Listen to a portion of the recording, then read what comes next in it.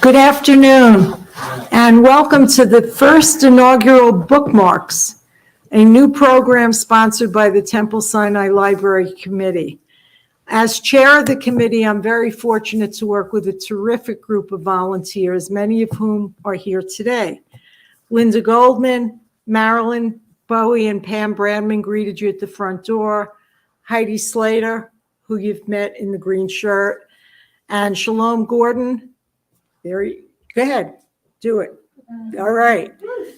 And this awesome group of volunteers, we've been together for almost 7 years, and what we do is maintain the collection of our Temple Sinai libraries. And I say plural because we have one main library, and we also have a youth library. Combined, we have over 4,000 volumes in our collection, and we now also have an online catalog as well. So just like the public library, you can go on now and access everything that we have in these two amazing rooms. So for this month, our committee decided to start a new program called Bookmarks. And the reason it's in November is because this is National Jewish Book Month. And we're here to celebrate that today. And the National Jewish Book Month is celebrated for about 30 days leading up to Hanukkah, which is usually in December. And during that time, there are author events throughout the country, throughout the world. Reading lists and Jewish book fairs are held at synagogues, community centers, and libraries. And it's a time to celebrate our thriving culture and literature of Judaism. Our committee wants to thank our president, Michael Gordon, in the back of the room for his unending support and for handling all this tech and live stream today. Our office administrator, Mike Stombaugh, who behind the scenes just makes everything happen. And our Rabbi Benjamin Zober, who's joining us today as well, and Rabbi Sarah Zober, for all their support in all of the various projects that we do. Just a brief outline for the afternoon. We'll have a reading from our guest author, David Michael Slater. Then Linda and David are going to engage in a conversation. We'll follow up with Q&A, which is why you've got those little pink cards on your seat. We'll collect those afterwards, and we'll address all the questions and answers. We're also live streaming right now, so if there are any questions coming in, we'll also have those as well. And then following that, we'll have book signing and purchases and refreshments and mingling and enjoying each other's company in our library. So just for housekeeping, please silence your cell phones and be aware that the restrooms are right down the hallway through the lobby if you do need them. And with that, we are so proud to have David Michael Slater be here today. David is a Temple Sinai member. He's a local middle school teacher, and he's also an acclaimed author of nearly 30 fiction and nonfiction books for children, teens, and adults. David's picture books include Hanukkah Harvey versus Santa Claus, and The Boy and the Book are his early chapter book series, including Super Dupers and Mysterious Monsters. And Mysterious Monsters is currently in development for an animation series. His book for teens includes Sparks and the Forbidden Book series, and his newest title, which we will hear about today, called The Vanishing. It's a Holocaust fantasy, which those two words in itself makes it intriguing.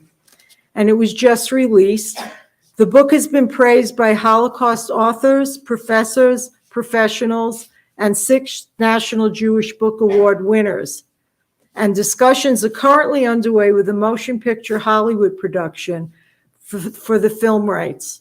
And I won't be starring in it, but you can know that I announced it. David's nonfiction includes We're Doing It Wrong, 25 Ideas in Education That Just Don't Work and How to Fix It. And Wingnuts, a field guide to everyday extremism in America. We want to thank David today for donating all of the proceeds to our Temple Sinai Library Fund, which enables us to continue doing this work throughout the year. And with that, I'd like to welcome Linda Goldman, our library committee member, and our author, David Michael Slater. And David's going to open our celebration for National Jewish Book Month with a reading from his latest book, The Vanishing.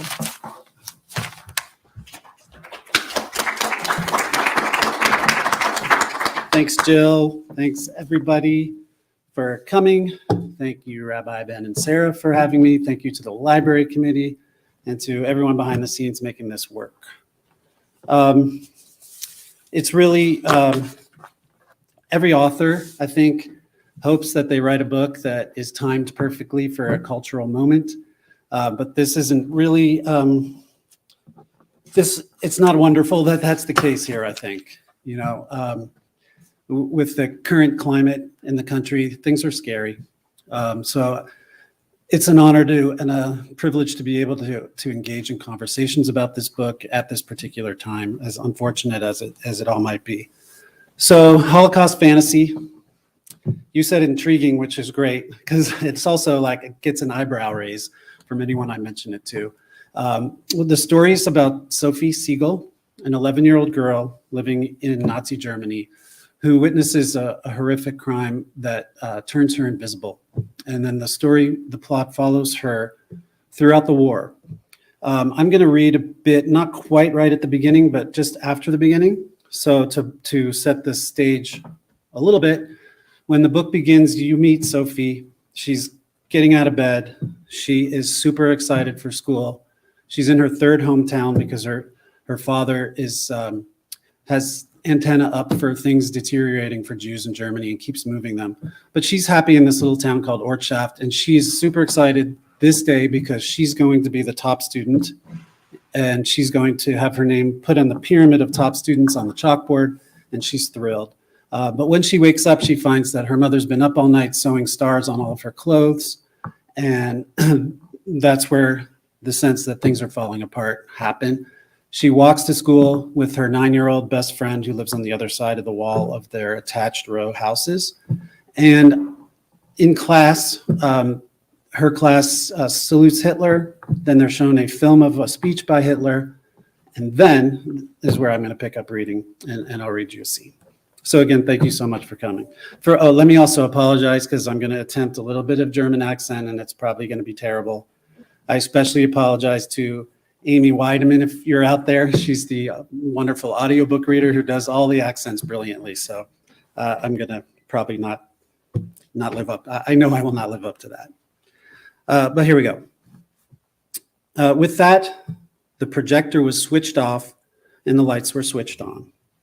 Sophie looked around at her classmates, all of whom were in awe as they clapped and clapped and clapped. Someone began cheering, and then everyone joined in. But Sophie's eyes were fixed on Frau Volker, making her way back to her desk. The students began to settle down. It was finally time for the chalking. Frau Volker stopped at her desk and turned to face the class. She ran her hands down her cheeks. The class did the same. She sighed. Then she turned and approached the portion of the board where the pyramid of top students was chalked at the far right side of the room. She stood, her broad back to the class, and sighed again. Sophie could hardly breathe. Frau Volker took up an eraser from the board ledge and carefully wiped away the names in the pyramid. First, she erased the third top student, Günther Schulte. Sophie, feeling a tingling running up and down her spine, assumed his name would not go back up.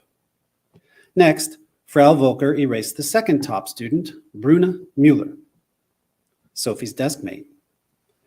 And then the former top student's name turned to dust, Otto Huber. The class was hushed now, waiting to see if there were any changes today.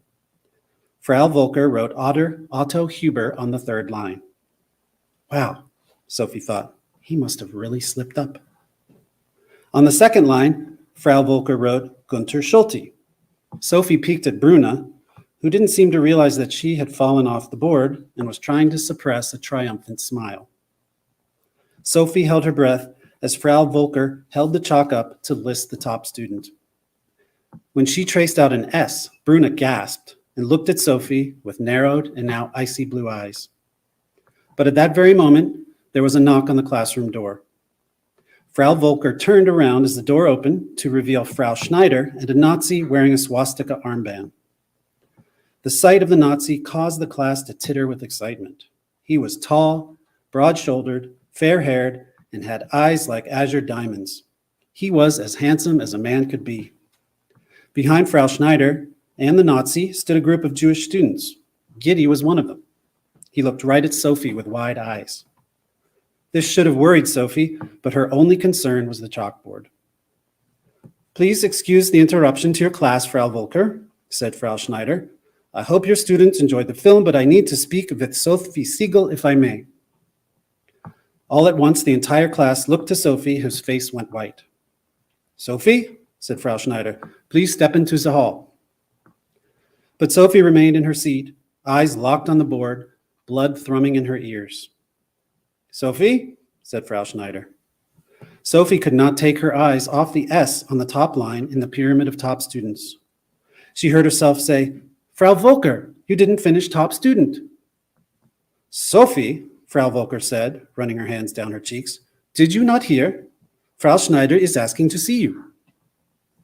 "She only pretended to Heil Hitler," Bruna mewled into Sophie's ear, "and she didn't clap for his speech." "Silence," Frau Schneider demanded. "Top student, please," Frau Volker, said Sophie. "Please finish writing my name." Frau Volker looked at Sophie, then at Frau Schneider and her guest. "And she has been cheating from my papers," Bruna cried. Frau Volker now looked pointedly at Sophie and said, "Is this true?" "What is this about?" asked the Nazi. "She thinks she is top student," Bruna told him, "but she is a cheater and she is a Jew." "That is preposterous," the Nazi scoffed, making his way through the class. "You girls, stand up. Come with me." A hand grasped Sophie's wrist and pulled her to the front of the class. Frau Volker, looking pale, stepped to the side. "Now, Frau Volker," Sophie insisted. "Now, now, now." The Nazi slapped Sophie across the face, stunning her into silence. "Children," he said to the class, "look here." He grasped Sophie's hair and pulled it up above her head like she was a bunch of carrots.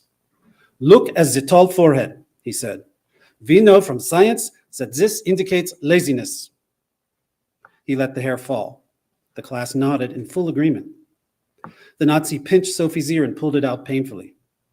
"See the wide ear that has a point along the top?" he asked. "This indicates selfishness." He let the ear go and added, "The hooked nose reveals deceitfulness." More nods. But Sophie's nose was not hooked. It looked like most everyone else's in the room. "This bulge below the lower lip," the Nazi continued, poking Sophie in the chin, "shows a jealous disposition." Then he looked back at the class. He had their rapt attention and said, "Taken together, these traits indicate irremediable stupidity. Children," he concluded, "it should be obvious why the mere idea that a Jew could be top student is nothing less than laughable." While the class laughed at the mere idea, the Nazi turned to Frau Volker and asked, "Who is top student?" Frau Volker, perspiring heavily, stepped to the board. She promptly turned the S she had written into a B and finished chalking the name Bruna Mueller. Bruna stood and curtsied. "No," Sophie wailed, finding her voice again. "That's not right, Frau Volker. That's not right." The Nazi grabbed her again, but this time she struggled against him.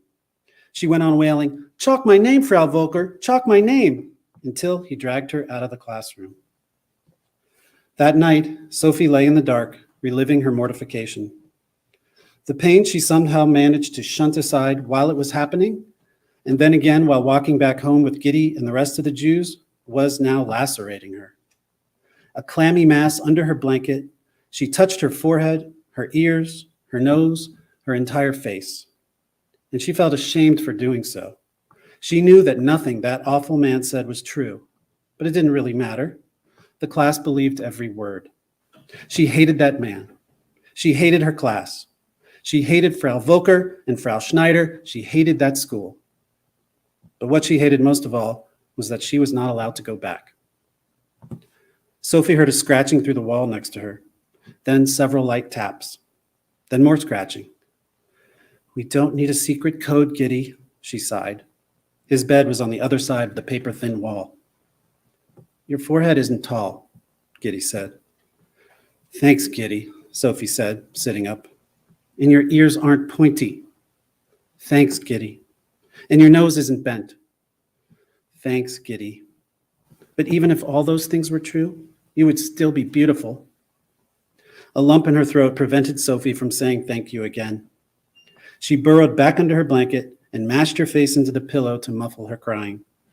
She was crying because Giddy wanted to comfort her, but also because she hadn't realized the Jewish kids in the hall had witnessed her mortification too.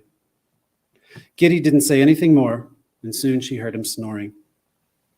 Sophie was still crying when her door creaked open.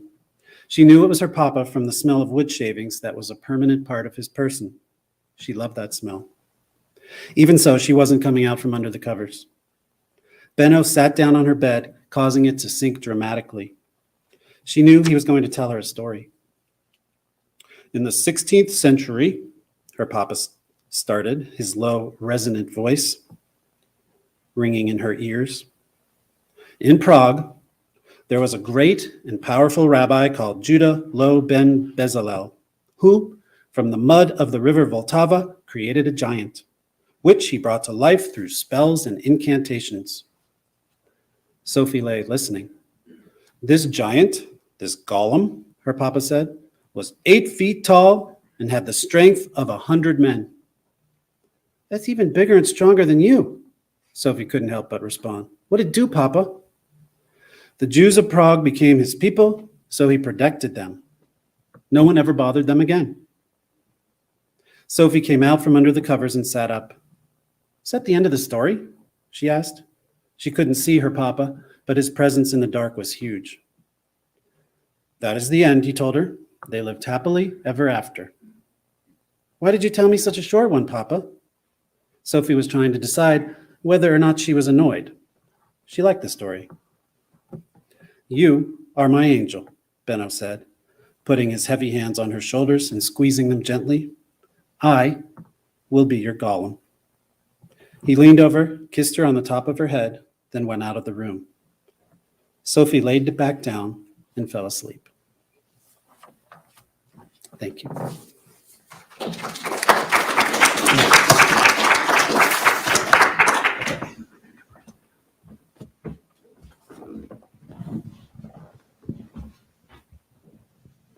Thank you so much, David. That was really beautiful and touching and hard.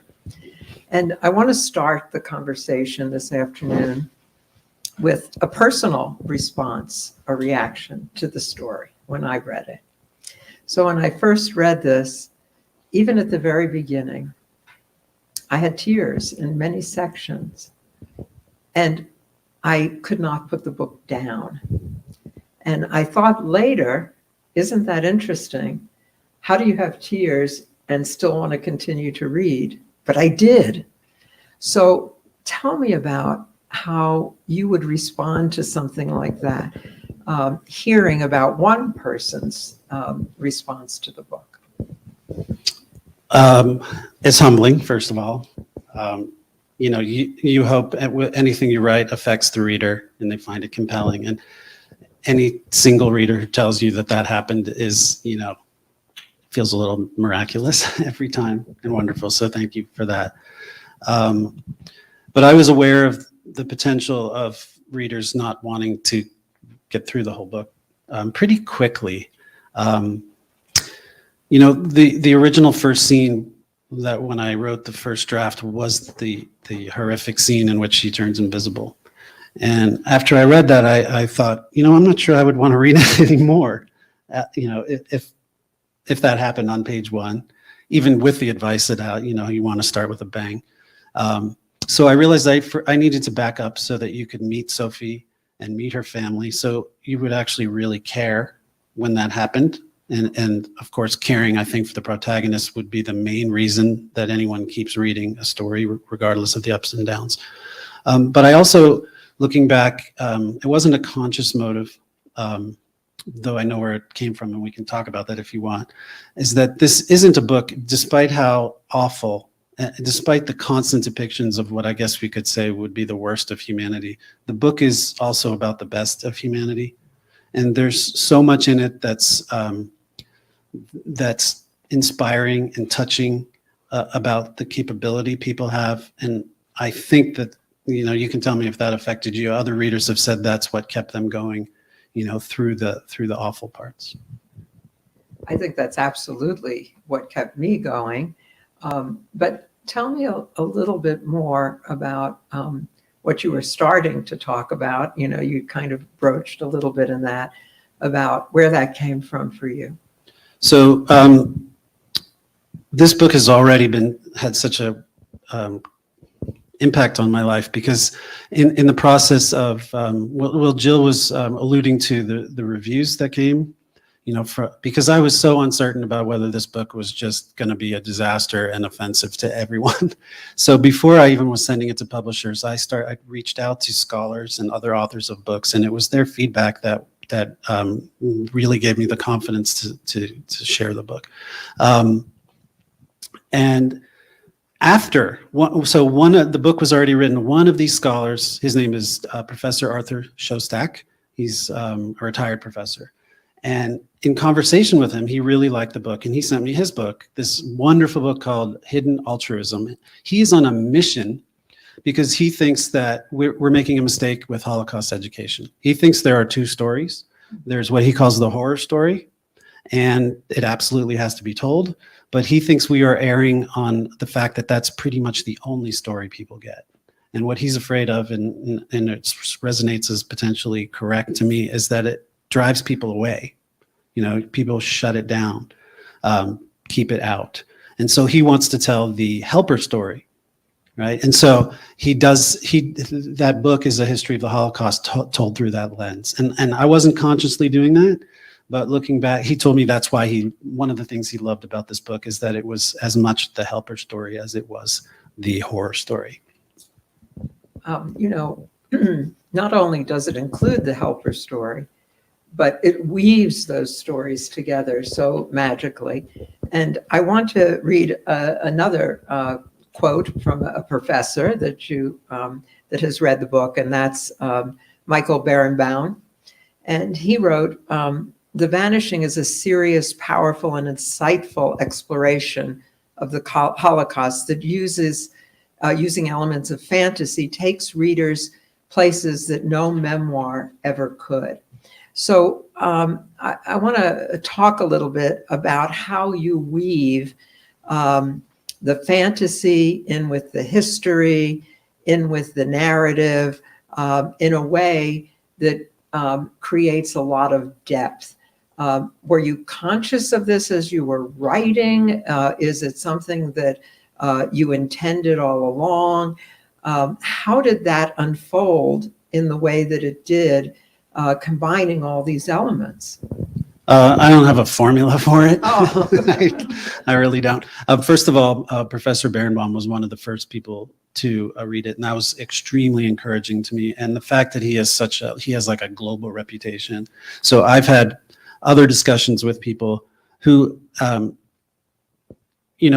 completely understandably give the eyebrow raise to a description of a Holocaust fantasy about an invisible girl. And I can't tell you that how many of them have said, but when I saw Michael Berenbaum's blurb for it, I was like, okay, I'll give it a try. So there's that. But weaving that all together, I guess it's really just a product of revising the book many times and shaping it and changing it until it created that feeling, that atmosphere that I was going for, which is, this is like not real, but it's so real at the same time. Like it's not this world, but it is this world. And so, Sophie's, I guess one of the things about magical realism, one of the characteristics is that you have a magical quality, but it's not explained or not explained clearly. And then it's just assumed, it's just there, and everyone acts, everything else is written in the most realistic way possible. So I guess if there's a formula that's the kernel of it. You take that magical quality and build everything around it, but make sure it's that affects everything in the story. Yeah, that's brilliant, brilliant. Let me ask you another question. The book is very, very disturbing at points, very hard to read, violent, vivid details. You know, you didn't water down the reality, the truth of the trauma that the victims experienced. What was behind that decision? Was it a difficult decision? Was it something that you felt was important? Why did you choose to do that in this book? Well, originally it just seemed necessary for the plot. I think I probably have a couple answers to this question. Originally, I just didn't think that a reader would necessarily accept her turning invisible unless what she witnessed was truly horrific enough. You know, so I felt like I had to have something awful, and I didn't think you could water it down and get the reader along for the ride. So there's that. But once that was established, I had to carry that through. It wouldn't make sense to then water down everything else. But also unconsciously, honestly, I wasn't sure who I was writing this book for. And even when the publisher, Library Tales Publishing, accepted it, we weren't sure whether it was going to be marketed as an adult novel or a young adult novel. And it just, and I'm still not sure. I basically think it's mature young adult through adult. There's just no category for that. And basically the market says that if you're, with very few exceptions, that if your protagonist is a teenager, it's a young adult novel. So I wanted it to appeal to any age that could handle it, and that would also mean not watering it down. I wanted it to be real, and I also work with students who are fully capable of reading something like this and benefiting from it. I think maybe at times we underestimate what young readers are capable of taking in and benefiting from. So yeah, I wanted to tell a story that depicted things as they were. And I've read some of the reviews coming in through Goodreads or not, and a lot of people are saying, not a lot, several people who have written that they're sort of aficionados of World War II fiction, like that's their thing. And this struck them as just more real as most of the fiction they've ever read. And that's what I was hoping to do. Well, I definitely think you achieved that, but let me ask you a follow-up on that. So it's difficult for the reader to read this, but important. What about you as the writer? So as you were writing, what was the impact on you? Did creating and telling this horrific story impact you at times? Because obviously you were intimately connected as the creator of the book to the content. So what was that impact on you? I'm not sure. I'm not sure really. I know I think I more focus on like whether what I'm depicting is being depicted well. I mean, I tear up every time I read the end of the book and various other scenes, and I don't know, that seems to be a good indication that I'm getting what I want across on the page. But that's mostly what my thinking, rather than, diving into the situation. I'm more like, am I depicting the situation well enough to affect the reader? But otherwise, like I said, the first thing I said, the times are scary right now. And so maybe that's influencing my thinking. Maybe it's one way of trying to process or push back against what's going on. And speaking of what's going on, what do you want the reader to walk away with from both the perspective of the story itself, but also from the perspective of how they bring that then in as a lens into what we are living and how events are unfolding today?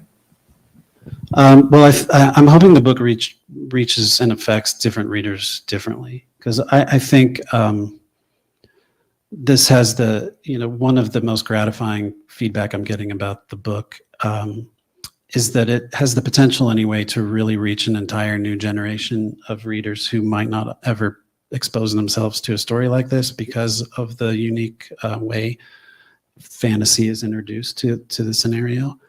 So maybe there'll be people who, I mean, I'm sure the audience, or maybe you're not aware of the really dreadful statistics about Holocaust awareness. It's something like 75% of the world doesn't know it happened, and 50% of the United States.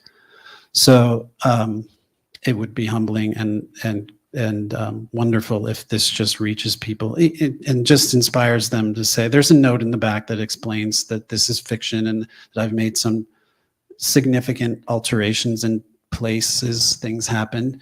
But if someone put down the book and said, I'm going to do some research on this, then that would be fantastic. But I've heard from readers who are plenty familiar with the Holocaust, and I hope that they're just touched in a new way. And I heard from someone whose parents were Holocaust survivors who said that they felt like, it wasn't inspired, but they felt, I can't capture the right word, like really empowered, by what Sophie eventually manages to do. So that would be wonderful too. Yeah, and I don't, most Holocaust books, when you hear conversations from Holocaust educators, they want to get, the usual line is, we need this education, we need people to read these books because one day it might happen again. But right now, it's more like, it might be happening again. Like, so we need this conversation right now. Like there's awful signs going on right now. So I don't know if the book plays even the tiniest part in bringing a conversation to the fore right now. That would also be wonderful. Yes, I definitely agree. It would be wonderful, and it is very much needed. But that leads me to think about how this book relates to the question that is still out there, unfortunately, that the Holocaust itself is a fiction, the deniers of the Holocaust. How do you see this book contributing to that conversation? I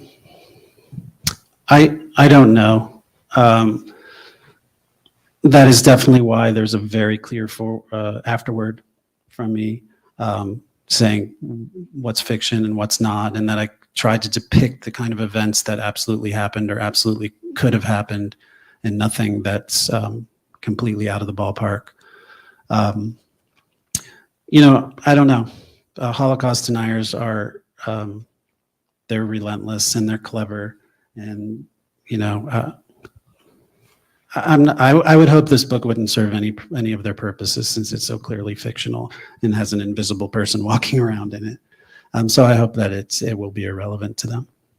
And speaking of that element of magical reality, the fictional part, I understand you have used the word irreality to describe some of that. Tell me what that means and how that shows up.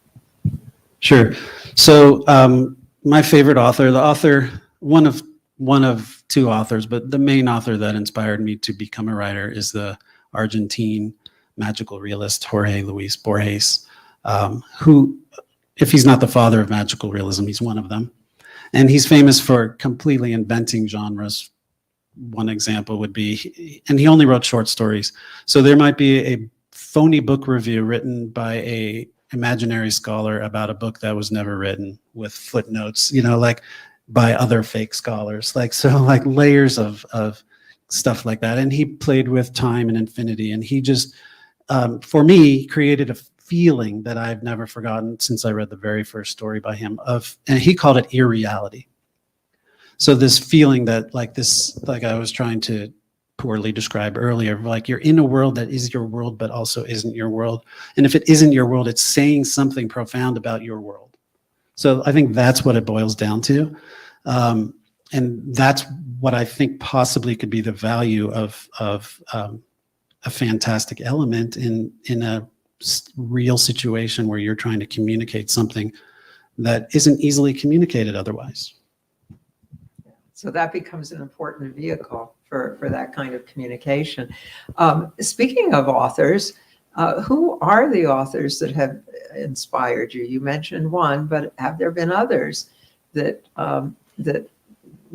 got you thinking about the way you would like to write? For sure, Borges would be the main one. He's probably hiding in almost every book I've written, even some of my picture books.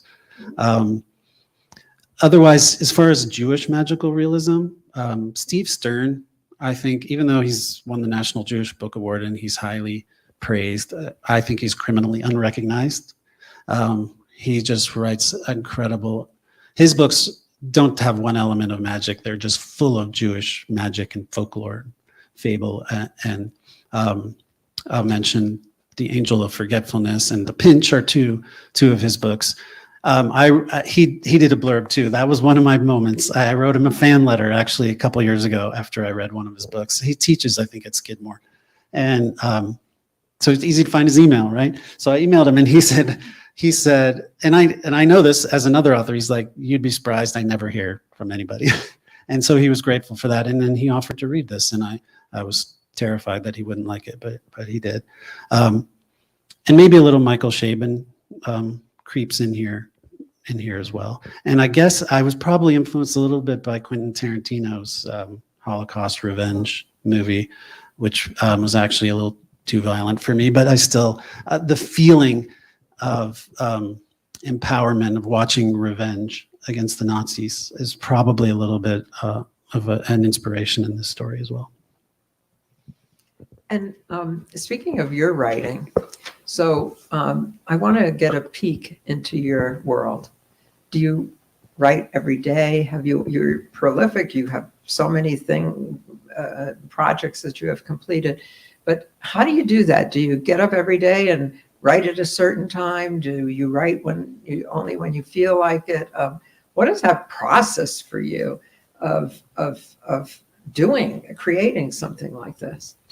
No, well, I don't have a regular schedule except for Sunday mornings where I have a writing partner who's here. But mostly because I'm a full-time teacher. So my two secrets are holding the same job for many years in a row and kind of mastering my curriculum. So I'm not planning stuff. I've got my plans done. My kids do a lot of reading and a lot of writing that requires a lot of feedback. But in general, I've got it under control. And then the other thing is that I have trouble convincing new writers when I try to encourage them is that they find it hard to believe that even if you grab 15 minutes here or 20 minutes there, when you have it, it adds up. And I tell them that I can't say how many times I've opened a file and looked down and see 70 pages and really have no clear idea of how I could have accumulated that much. I struggle mightily when the page is blank. But once I have 50, 60, 70 pages, I can just, any time of day, like I'm ready to get in there and revise. So what's next? What is the next book? What is the next project? I've got 3 things at the moment. A new picture book's coming out. It's probably the least appropriate thing I could mention in this discussion. It's a picture book I'm doing with Jay Lender, who's one of the original SpongeBob SquarePants artists and directors. It's called Poopy McPooface, and it's about I love it.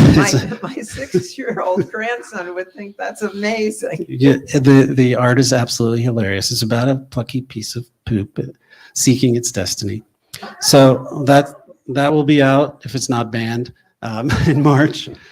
And otherwise, I'm working on a musical, Holocaust related again. So this is very obviously on my mind lately. It's called Shocked, and it's a musical version of the life of Stanley Milgram of the notorious Milgram shock experiments. If you're not familiar, in the 60s, Stanley Milgram was a psychologist at Yale, and he had the idea that Germans were probably sort of congenitally obedient, and that would explain what happened.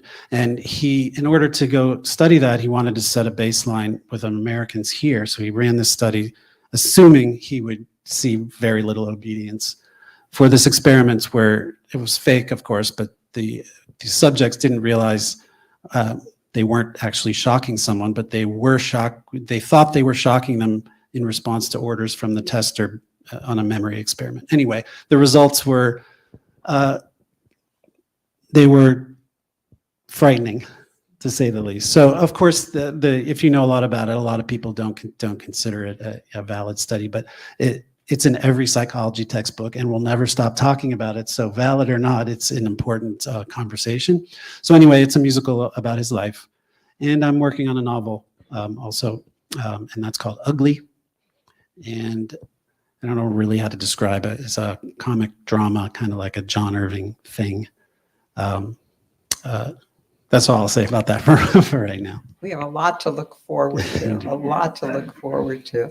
So I am going to open the floor to questions that you all may have.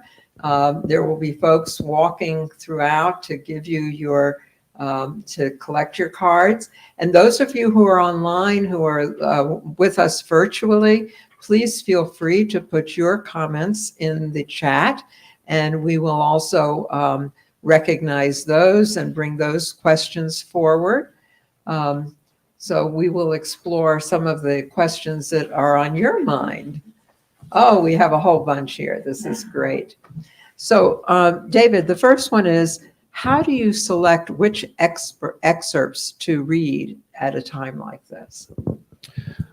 I generally want to pick something near the beginning. So I wanted to do that. I didn't, but also something that's dramatic and also something that sort of feels like a story in itself. So insofar as that's possible. So I chose this one because I think it gives you a quick window into Sophie as a person, so happy about this honor she's about to get. And it gave you a quick view of her relationship with her father, and alludes to this relationship with this friend. And it's, I think, kind of sad and scary. So it encapsulates at least the setup for the book. I haven't done too many readings with this book, but I would not choose to read any of the more violent, awful parts myself. Well, this certainly foretells the violence in a way, but yes, is not as graphic as some other scenes. But I think it did exactly what you had hoped. The next question is, how do today's events impact your story? How did the what's happening today impact your story, or did they? So when people ask me why I wrote this book, this answer is evolving as I do interviews and think a little more about it. But the first answer is that it just occurred to me one day, what an awesome potential story you could have if there was a invisible person in the Holocaust. That's my most conscious motive. And it was just a storytelling motive, again, surface level. And that would be amazing. But as my wife pointed out recently, it wasn't too long after the Tree of Life shooting that I started both this musical and this play. I grew up in Squirrel Hill, directly diagonally across the street from the Tree of Life. So that impacted me a lot. I got to write a short piece for the AP because another friend from Squirrel Hill happens to be up there in the AP hierarchy and asked me to do a piece. So I'm going to guess that did influence my desire to write this book. So current events are for sure part of this whole recipe. Yeah, very powerful. This is not a question, but a thank you. The book was inspiring and motivational. It demonstrates your capability and your passion. So thank you. I didn't know my agent was here. Thank you. Thank you for real. Thank you, whoever wrote that. Here's another one. Times being what they are, what do you believe we as Jews should do to help educate our friends and colleagues, or even the general public, about our story? I wish I had answers to that. I guess I would say everyone needs to figure out what their capacity is for that. I feel like my contribution is writing, or that's my strength. But certainly maybe not sitting around and just fretting, finding an avenue, finding a group that's doing activism, finding just some place for your voice, your votes. And, I had a colleague who's not Jewish reach out to me recently and just say, you know what, things are really scary. I can see for Jews, and is there anything I can do? Which was really touching. So I guess maybe reaching out and just letting people know. I mean, I'm not sure non-Jews know just how scary things are right now. Maybe they need to know that it's common Jewish conversation now to say, what's your backup plan? Are you thinking about moving? Are you looking into Israel, Canada? Like, this is common conversation. And maybe they should know that, because sometimes people just don't know. Very good point. Next question. Did you have the story planned before you wrote it, or did elements emerge and even surprise you as you wrote the story? Oh, okay. So there are two types of writers. Writers in the audience will recognize these terms. There are plotters and there are pantsers. So plotters are the people with the whiteboard and the index cards and the flow charts and the outlines and the pins and the and the string kind of thing, and it's all ready, and they won't even start writing until they know the whole story. That's not me. So pantser means you fly by the seat of your pants, and that's how I write. So for me, the biggest thrill in all of my books is getting to the end, having no idea that was going to be the end. This book sort of mapped itself out geographically. So from very quickly, I knew there was going to be a town, there's going to be a ghetto, there's going to be a camp, there's going to be the woods, there's going to be Berlin. So in a way, that's an outline. But I had no idea what trials and tribulations and what problems. So part of this book is most of what Sophie attempts to do backfires. It either doesn't help or makes things worse. So I had no real idea that was going to happen or how it would end. So it's an amazing feeling when something feels so. Okay, this is from Borges. So he says that the best ending needs to feel both impossible and inevitable. And so when you get to that feeling, that to me is the greatest pleasure in writing. Impossible and inevitable. That's brilliant. Brilliant. Yeah. The events depicted in the book are incredibly varied and cover a great deal of Holocaust scenarios and experiences. Are there some Holocaust books that you learned from in crafting this story? Yeah, I'll just comment on that first part first. So that is one of the benefits of having an invisible character. Like, she is, in this book, this has been some commentary I've read that I feel like hit the nail on the head for, at least in one area of what I was trying to do, is most Holocaust stories, especially if it's a memoir, you're only going to see that one person's path through it. And this allowed me to send a character into all the various places that you might read about in various fiction and non-fictional accounts of the Holocaust. Jay Lender, this SpongeBob guy, is actually the one adapting the screenplay here. So he's got the same range I do of lowbrow tastes and, interest in more solemn subjects. Anyway, he said in an interview we were doing together, something that blew my mind and demonstrates why I love working with him, is that he was saying, in response to a question about the invisibility, that Sophie's superpower is not being seen, it's seeing. That is the power of this character in the book, is seeing these things for the reader that generally can't be seen. I've been exposed to Holocaust education my whole life, but I don't have a ton of novels that I've read. Night, of course, for sure. I teach the book called I Have Lived 1,000 Years. And that probably influenced the way I wanted to show the best of humanity alongside the worst, because that book does the same thing. The main character, Ellie, demonstrates just remarkable resilience through, the trauma the whole way through.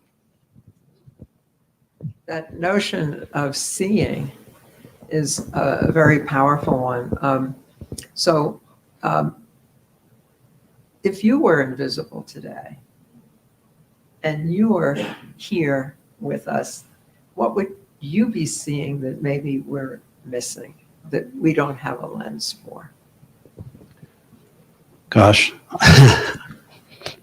I don't know, except I can say as a middle school teacher that maybe most people, I mean, the state of education is a bit of a mess, but it's not as bad as what's being depicted, and that there's a lot of hope.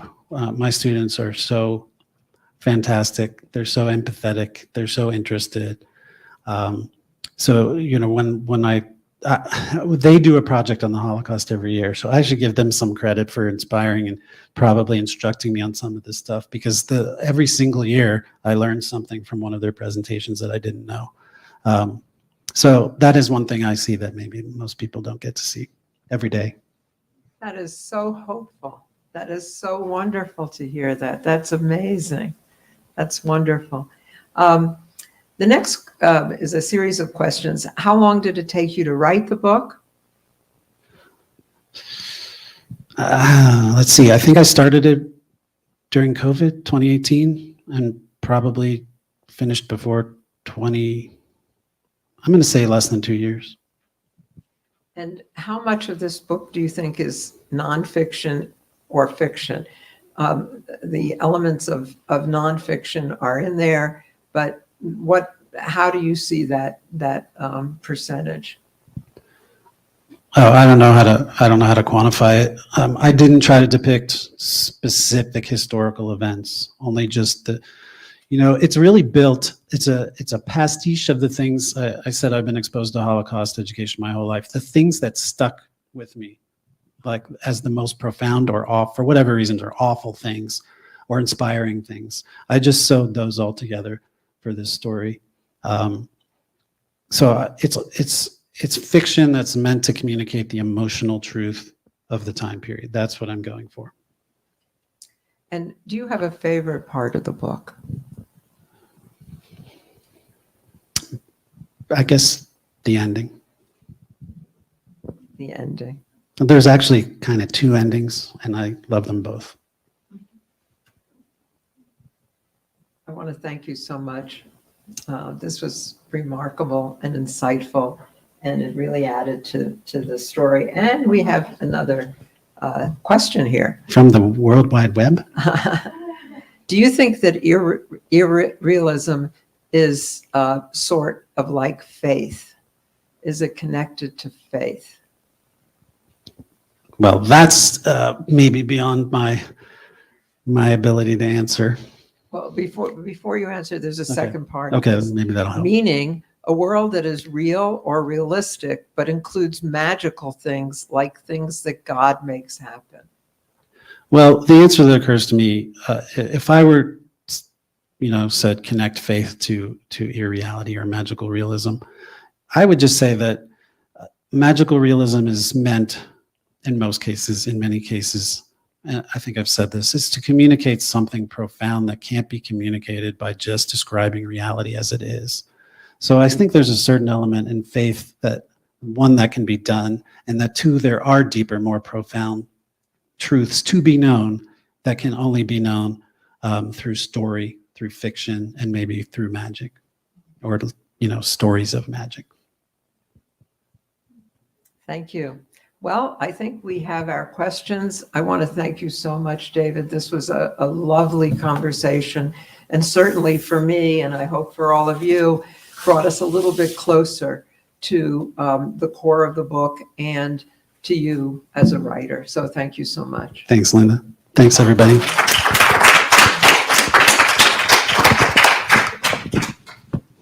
Library Committee wants to thank David and Linda for a really inspiring conversation.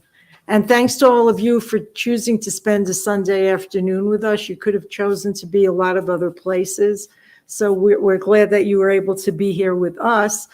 And we're going to ask David to please pick a winner for us from our raffle drawing.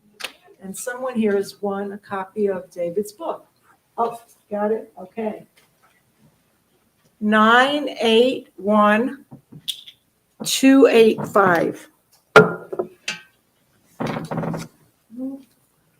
Yes? Yay. Hey! Is that Gail Small under there? All right, Gail.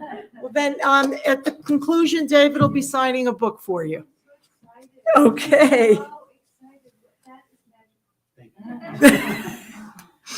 And from here, David will be in the lobby, and we wanted to remind you again that any book sales today, he's donating 100% to our library fund.